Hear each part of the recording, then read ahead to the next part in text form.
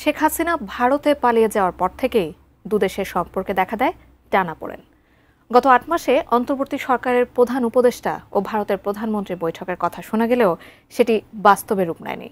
সম্প্রতি চীন সফরের সময় 7 সিস্টার্স নিয়ে প্রফেসর ইউনূসের বক্তব্যে ভারতের সাথে বৈরিতা চরম আকার ধারণ করে। এত সব উত্তেজনার মধ্যে দুই সরকার প্রধানের সাথে সাক্ষাতের সম্ভাবনা যখন ক্ষীণ হয়ে যাচ্ছিল, ঠিক তখনই থাইল্যান্ডে এই বৈঠক অনুষ্ঠিত হলো। দুই সরকার প্রধানের মধ্যে এই বৈঠকে কি নিয়ে আলাপ হলো, বিস্তারিত জানাবেন সোহাগ বিশ্বাস। বাংলাদেশের অন্তর্বর্তী সরকারের প্রধান প্রফেসর ডক্টর মোহাম্মদ ইউনূসের সাথে ভারতের প্রধানমন্ত্রী নরেন্দ্র মোদীর এটি প্রথম কোনো বৈঠক। দুই সরকার প্রধানের এই বৈঠক নিয়েছিল নানা শঙ্কা। সম্প্রতি চীন সফরের পর মোদীর সাথে এই বৈঠককে বেশ গুরুত্বের সাথে দেখছে দুই দেশে। কেননা শেখ হাসিনা দেশ ছেড়ে ভারতে পালিয়ে যাওয়ার পর থেকেই ভারত বাংলাদেশের সম্পর্কের উন্নতি দেখা যায়নি, বরং এই সম্পর্ক তিক্ততায় রূপ নেয়। যদিও দুই দেশই চাচ্ছে এই সম্পর্কে যেন শীতলতা ফিরে আসে।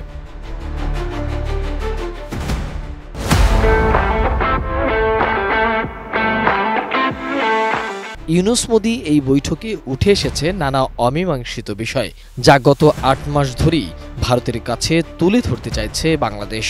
এমন সব বাস্তবতায় অন্তর্বর্তীকালীন সরকারের প্রধান উপদেষ্টা অধ্যাপক মোহাম্মদ ইউনূস ও ভারতের প্রধানমন্ত্রী নরেন্দ্র মোদী শুক্রবার থাইল্যান্ডের রাজধানী ব্যাংককে দ্বিপক্ষীয় বৈঠক করেছেন। বৈঠকে মোদীর কাছে বাংলাদেশের সাবেক প্রধানমন্ত্রী শেখ হাসিনার প্রত্যর্পণ প্রসঙ্গ তুলে ধরেছেন অধ্যাপক ইউনূস।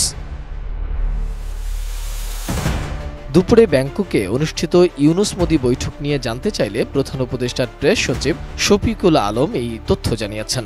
বিষয়টি অত্যন্ত ফলপ্রসূ ও গঠনমূলক বলেও মন্তব্য করেছেন তিনি। আমাদের যেগুলো স্বার্থ সংশ্লিষ্ট যতগুলো বিষয় ছিল, সবগুলো বিষয়ই আমাদের চিফ অ্যাডভাইজার মহোদয় সেই মিটিংয়ে বলেছেন। যেমন শেখ হাসিনার প্রত্যর্পণ বিষয়ে কথা হয়েছে, শেখ হাসিনা যে ওইখানে বসে অনেক ধরনের ইনসেন্ডিয়ারি কমেন্ট করছেন সেগুলোর বিষয়ে কথা হচ্ছে। তারপরে বর্ডার কিলিং নিয়ে কথা হয়েছে। আমাদের দুই দেশের মধ্যে যে গাঞ্জেস ওয়াটার ট্রিটিটা আপনি জানেন যে নতুন করে এটার এক্সপায়ার হয়েছে, নতুন করে ট্রিটিটা হওয়ার আবার কথা হচ্ছে, এবং তিস্তা ওয়াটার, এগুলো সবগুলো নিয়েই কথাবার্তা হয়েছে। আমি বলবো যে মিটিংটা খুবই কনস্ট্রাকটিভ, প্রোডাক্টিভ এবং ফ্রুটফুল হয়েছে।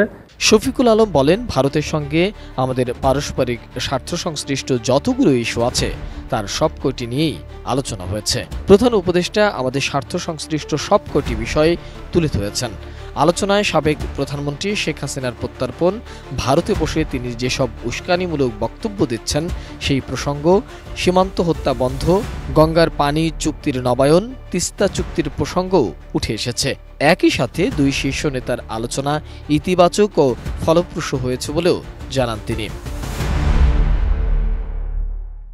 ব্যাংককের শাংগ্রিলা হোটেলে ষষ্ঠ বিমস্টেক শীর্ষ সম্মেলন শেষে আজ স্থানীয় সময় মধ্যাহ্নের পর দুই প্রতিবেশী দেশের শীর্ষ নেতারা এই দ্বিপক্ষীয় বৈঠকে বসেন। অধ্যাপক ইউনূস অন্তর্বর্তী সরকারের দায়িত্ব গ্রহণের পর প্রথমবারের মতো তার সঙ্গে নরেন্দ্র মোদী বৈঠকে মিলিত হয়েছেন। এ সময় ডক্টর ইউনূস নরেন্দ্র মোদীকে উপহারও তুলে দিয়েছেন। তবে এই বৈঠকে আরও কি বিষয়ে আলোচনা হয়েছে, ভারত বাংলাদেশের কাছে কী প্রত্যাশা করে সে বিষয়ে বিস্তারিত জানা যায়নি।